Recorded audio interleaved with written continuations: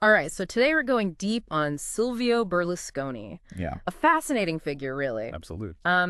He passed away last year, and we got a ton of requests Yeah, to take a look at his life. So we're diving into a great analysis by Starting Finance on YouTube. that's the one. Yeah, it's incredibly detailed. Yeah, I mean, his story is just so full of twists and turns and larger-than-life moments. It is. And controversies, too, right? We want to make sure we get into all that. Yeah, we have to. I mean, you can't really talk about Berlusconi without talking about the controversies. Exactly. So let's trace the key phases of his journey. Sounds good. From entrepreneur Yeah. to media mogul to politician. It's a prime minister, even. Right, multiple times a prime minister. Yeah. And we really want to unpack what fueled his successes. And the divisions he created, for sure. Exactly. So let's go back to the beginning. All right. Born Milan in 1936. Okay. And I mean, he was a bright kid, graduated law with honors. Wow. And get this, his thesis was on advertising contracts. Really?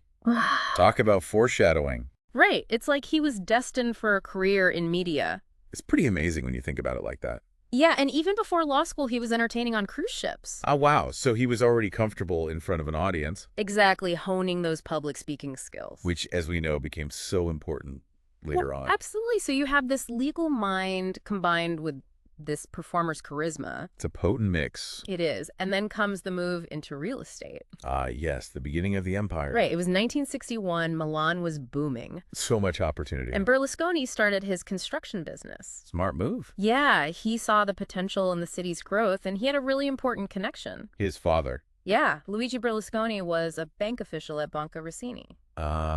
So access to financing. Connections, right. And it was through his father that he met Pietro Canali. The construction entrepreneur. Right, a key figure in those early days. So these early relationships were crucial for him. Absolutely. I mean, having a good idea is one thing. But you need the network. Exactly. And Berlusconi was already a skilled networker, even at 25. That's young. He managed to secure a 50-50 partnership with Canali, who was much more experienced. Wow, so he wasn't afraid to go after what he wanted. Nope, he had a vision, a business plan, and he knew how to negotiate. Impressive. Their first company, Cantieri Milanesi Riuniti, really showcased his talent for marketing. What did he do? Well, this is interesting. He pioneered this idea of pre-selling apartments by furnishing show units. Oh, wow, so people could actually visualize living there. Yeah, it seems so obvious now. Right, but back then it was pretty innovative. It was, and it worked. It tapped into people's aspirations. Exactly. Yeah. They weren't just buying an apartment, they were buying a lifestyle. Brilliant. So then came Edelnord in 1963 with more investors. And around this time, you see the emergence of figures like Fede Confalonieri and Marcello Dell'Utri. Names that would become synonymous with the Berlusconi empire. Yeah, these weren't just business partners. They were loyal allies who would play key roles later on. Right, in both media and politics. Exactly. Now, this is where things get a little murky. The controversies. Yeah, we have to talk about the allegations surrounding his early financing. And their alleged mafia connections. Yeah, so Banca Rossini, where his early partners had ties, was later identified as a major money laundering hub for Cosa Nostra. The Sicilian mafia. And some notorious bosses reportedly had accounts there. Like who? Toto Riina and Bernardo Provenzano. Serious figures in the criminal underworld. Yeah, so the question becomes, where did that initial capital for Berlusconi's businesses really come from? Right. Was there any connection to these illicit activities? Exactly, and there were investigations into these allegations, but they ended in statute of limitations. So technically he was never cleared. Right, the time limit for prosecution had expired. But that doesn't mean the questions just go away. Nope. Yeah. And then there's the strange case of Vittorio Mangano, Who is that? a known mafia figure with a violent past. Okay. But he was hired as a stableman at Berlusconi's Arcor estate. A stable man. Yeah, but the thing is, Mangano had no experience with horses. So what was he really doing there? Right, there's a lot of speculation about his true role. Protection, control, liaison with the mafia. Could be any or all of those. It's certainly a very curious detail. It is, and it adds to the cloud of suspicion surrounding Berlusconi's early business dealings. Yeah, it's hard to ignore that kind of connection. Okay, so let's move on to another interesting episode. Very The Milano 2 project in the late 1960s. huge real estate development. Yeah, very ambitious, and it involved some clever political maneuvering. How so? Well, the land was initially undesirable because of low-flying aircraft from Linnet Airport. So we got it cheap. Exactly. But who wants to live under a flight path? So he enlisted the help of Gian Stefano Frigerio, A politician. a Christian Democratic politician who also happened to be the director of a hospital. Convenient. Right. So Frigerio writes to the government complaining about the noise disturbing the patients. The government reroutes the flights. Wow, talk about influence.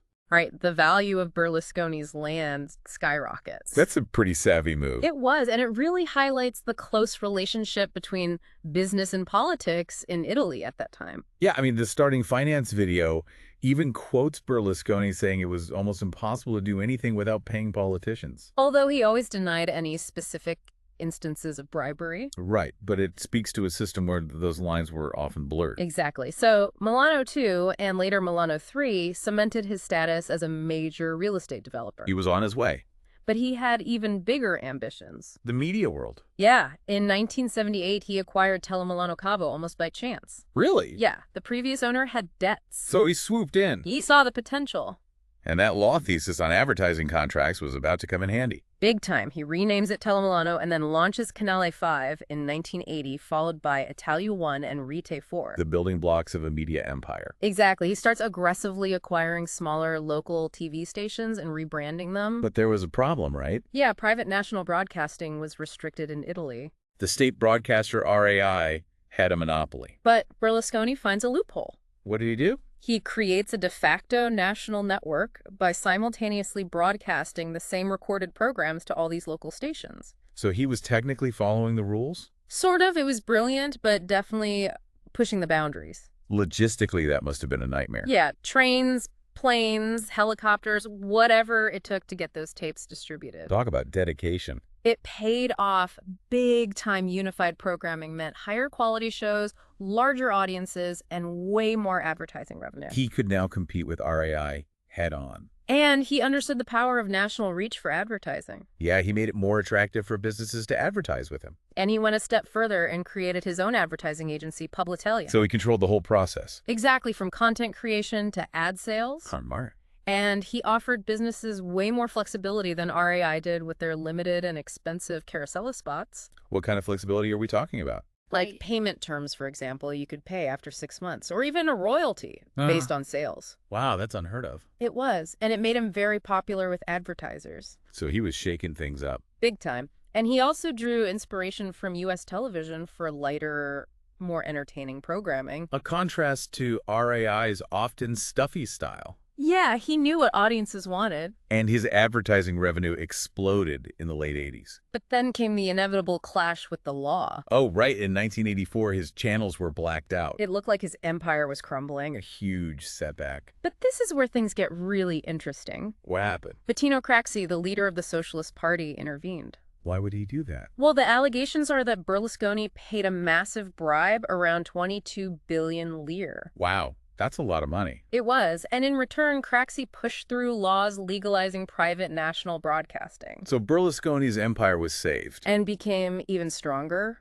That's quite a turn of events. It is, and it shows the immense power and influence Berlusconi was already wielding. So he had the media landscape in his grasp. What's next? Well, he expands into France and Spain, successfully in Spain, not so much in France. Okay. He buys Panorama magazine, the Mondadori publishing house, and even ventures into financial services, co-founding Mediolanum. He's diversifying his portfolio. Big time. And then in 1986, he buys AC Milan.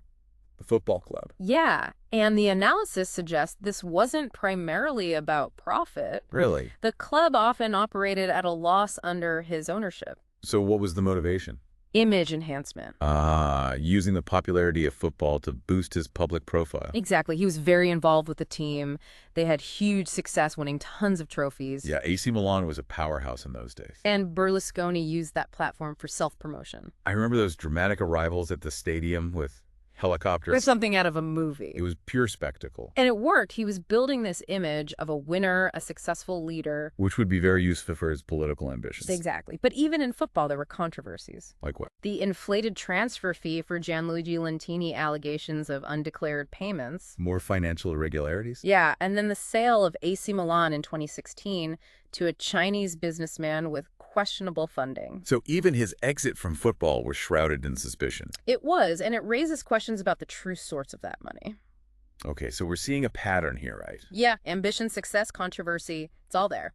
And this all sets the stage for his entry into politics. In 1994, during the Money Pulite scandal, The Clean Hands investigation that exposed widespread corruption and Berlusconi sees an opportunity. to present himself as a clean alternative. Exactly. He announces his Sender in Campo entering the field. A brilliant move tapping into the public's disillusionment with the establishment. He forms his own party, Forza Italia, and leads the center-right coalition to victory in the 1994 elections. He becomes prime minister. But his first government was short-lived, only 6 months. What happened? Corruption scandal allegations of trying to halt the Money Pulite investigations, even questioning the validity of a prosecutor's law degree. So the controversies continued. They did, and he was forced to resign. But he didn't disappear. Nope.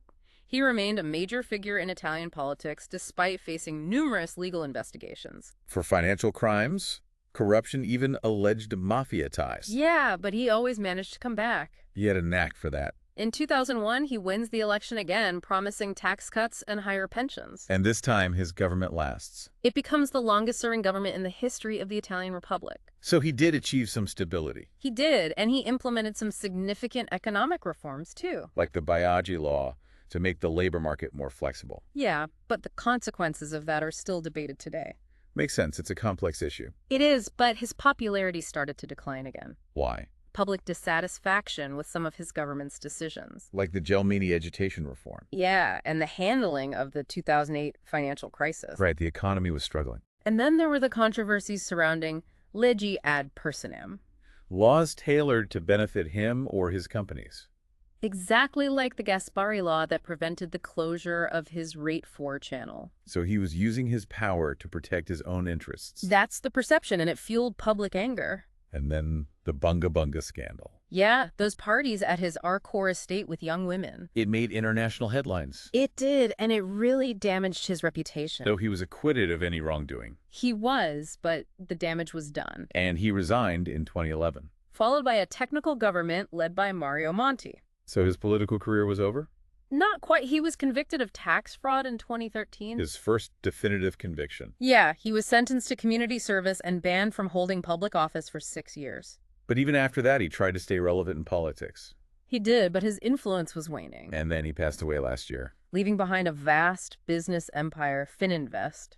Billions of euros in assets across various sectors. Mostly divided among his children. So his legacy is complicated. It is a mix of ambition, innovation, and controversy. A true titan of Italian business and politics. But one who operated in a world of blurred lines. Between right and wrong, legal and illegal. And his story raises profound questions about the nature of power and the price of success. Yeah, it's a story that will be debated for years to come. So for you listening, what do you think? What does Berlusconi's life tell us about ambition, power, and the role of ethics in modern society? It's a question worth pondering. It is. His story is a reminder that success often comes at a cost. And that the pursuit of power can be both seductive and corrupting. It's a cautionary tale, but also a fascinating one. Absolutely. He was a complex figure who left an undeniable mark on Italy. And on the world. Yeah, his story is one we can all learn from. Even if it's just to be more aware of the complexities of power. And the importance of holding our leaders accountable. Exactly. So think about that as you go about your day. And thanks for joining us for this deep dive. Until next time. Take care.